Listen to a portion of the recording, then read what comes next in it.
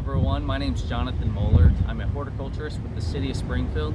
Today I want to talk to you guys about the Yard Ethic Program. This program was put together by our Environmental Services Department and James River Basin Partnership, and it's a program designed for homeowners to take initiative and do good lawn and landscaping practices to help the environment. So today I want to talk to you guys about one of the criteria to become Yard Ethics certified, and that is rain gardens and bioswales. Basically, you just have to bring a rain garden into your lawn or landscape, and that's one of the criteria you can meet.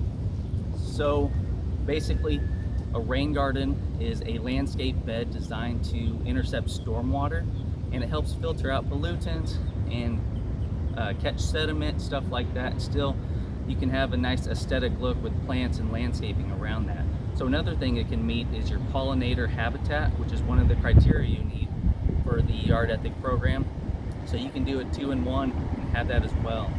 So I'm going to show you some of our rain gardens today. Most of the ones we have within my department are either downtown and parking lots and streetscapes. We have some in our parks department, and the city has a map of other places that have rain gardens, whether they're libraries or other communities. So if you're interested, I encourage you to check that out, and you can go and look at some of these. So the ones I show you today are going to be adjacent to streets and also be in the parking lots. So it may be a little different. They're kind of in more harsher environments, but maintenance is still going to look pretty similar. But before we get to maintenance, we need to look at how do you install a rain garden. There's a lot of steps that go into that, and for some of us it may be hard to know just where to start. So we're going to show you this paper here, and I encourage you, if you have any questions, to feel free to reach out to me and we can help you along the way. So this is that paper I was talking about. This can be found on the city's website. It's going to help you with your installation and design of your rain garden. So the first thing you want to do is determine the size of your rain garden. And a good rule of thumb is to go with about a third of your surface area.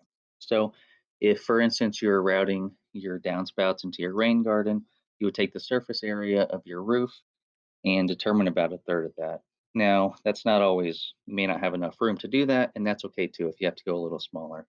So next thing you want to do is choose a location. You want to go downhill from your house a little bit and just make sure it doesn't back up into or under your house. So don't put it up against your foundation, and try not to cause any issues for your neighbors as well. Now, once you've got your size and location, the next thing you want to do is go ahead and dig your depression. I call it dig right beforehand, but as you start digging, find the depth that you want, you feel comfortable with. We recommend between 6 and 12 inches. Now, once you get to that depth, you want to have a flat surface of that depth and then taper it up to your slopes, to your typical grade. Now, once you've got your depression dug, next thing you want to do is check your percolation. You want to make sure that it's not going to hold water for more than 48 hours, because then at that point you're going to start having problems. So I would water the soil, get it nice and moist, and then leave your hose in there. Let it fill up, say halfway, maybe not quite, just enough that you can tell that it is receding. So if you need to mark where the water line is, do that.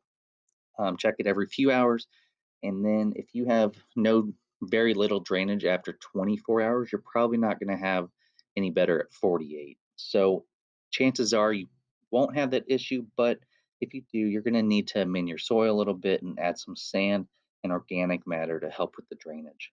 Now, once you have that all sorted out, the next thing you can do is start planting. So on that website, on that sheet, there's a list of plants as well that will help you kind of choose which ones will work for your area. Just do your research beforehand. Say you have a shaded area, you want to know what to plant there, or maybe it stays wet longer. A lot of times, these rain gardens go through periods of drought, and so you want to have drought-resistant plants that can handle that as well. So real quick, I wanted to throw in this list of plants.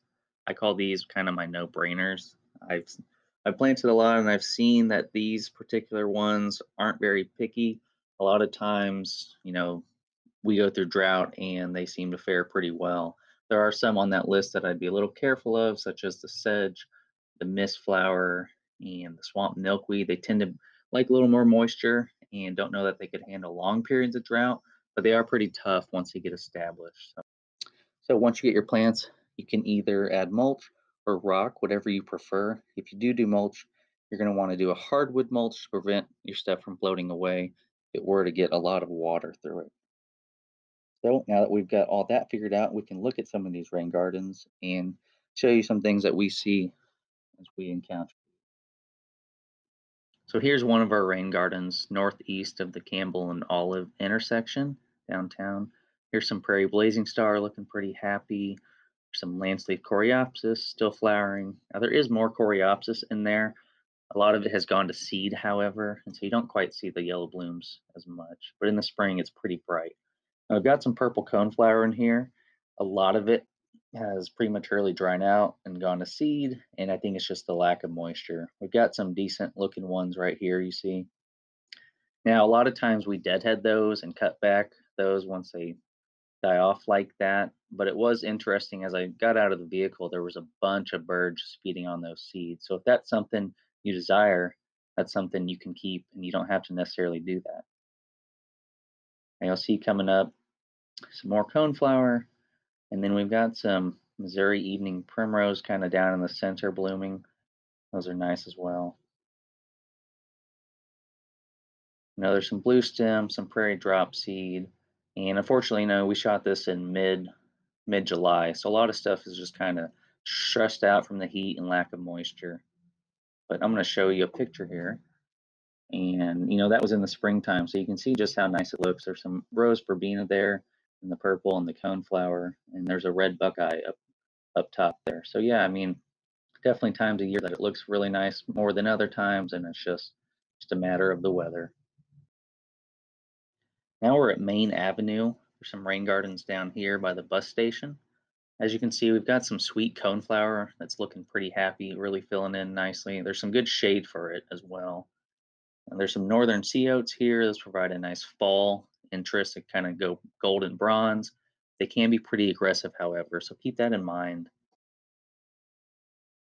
As you can see up here, I believe it's a garden phlox without really looking too much at it, but we don't necessarily get rid of those if we don't need to. So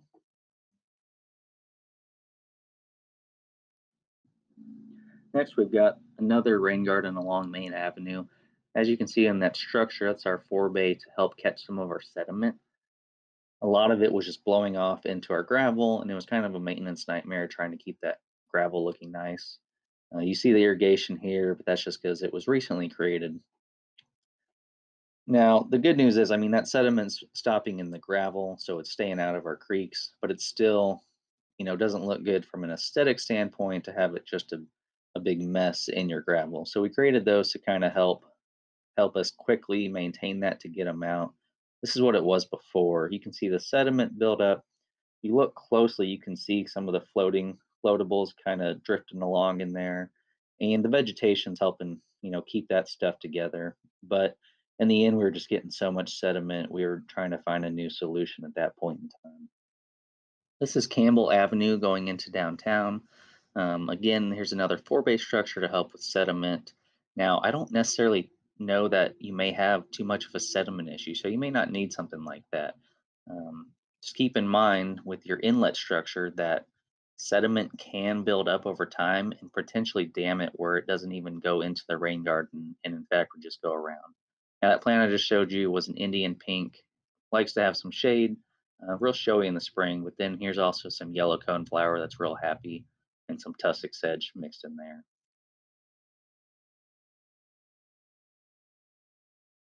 You'll see in this next video kind of the rain garden in action. It can be a little choppy, older video, but captures what it's doing.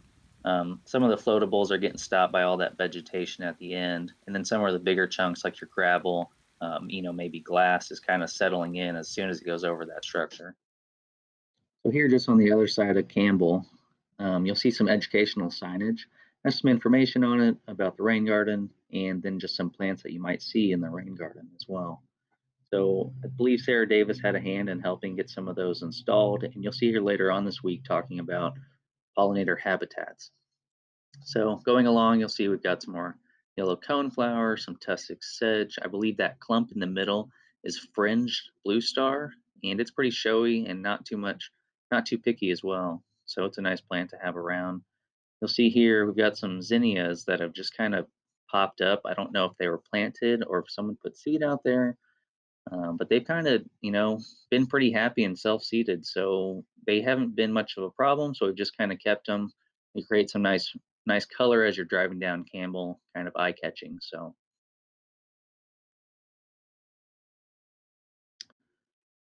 and then, just a little more tussock sedge, some yellow coneflower.